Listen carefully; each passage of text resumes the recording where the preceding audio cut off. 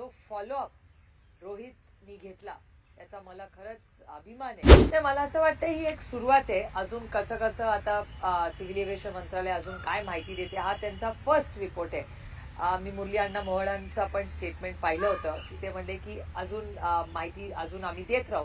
तर माझी अपेक्षा आहे की सिव्हिल एव्हिएशन मिनिस्टर दोन्ही पारदर्शकपणे राज्याला आणि देशाला हे खरं हे बाहेर आलंच पाहिजे.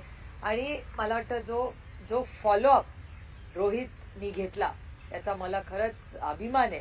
कारण ज्या पद्धतीने त्यांनी होमवर्क केलं, पाठपुरावा केला आणि त्याच्यामुळे ह्या गोष्टी बाहेर तरी आल्या आणि ही घटना दुसऱ्या कुणाच्याही घरात घडू नये हाच आमचा त्याच्या मागचा प्रयत्न. राम नायडू यांच्या राजीनाम्याची मागणी वारंवार रोहित पवार करतायत. तुमचे पण आता तेच मत असणार आहे का? नाही, मला असं वाटतं पूर्ण रिपोर्टही येऊ द्या. अर्थातच रोहितच्या भावना त्या मी पूर्णपणे समजू शकते. ज्या दिवसापासून हे ही घटना घडली, दुर्दैवी घटना घडली, आमच्या घरात सगळेच अस्वस्थ झालेत. कारण का म्हणजे आम्ही अजूनही खरं वाटत नाही की ती गोष्ट अशी झाली आहे.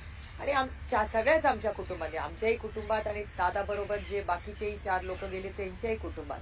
आणि त्याच्यामुळे मला हा एक पहिला टप्पा आहे ज्याच्यात जी सरकारने एक निर्णय घेतलाय त्याचं मी स्वागत करते. पण अजूनही हे 0 ऍक्सिडेंट्स कसे होतील या बाबतीत आपण सगळ्यांनी एकत्र मिळून काम केलं पाहिजे आणि पारदर्शकपणे त्याच्यात सगळं वास्तव बाहेर आलं पाहिजे.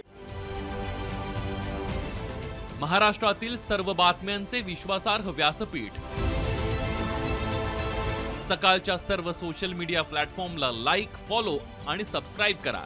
तसंच सर्व नोटिफिकेशनसाठी बेल आयकॉन प्रेस करायला विसरू नका.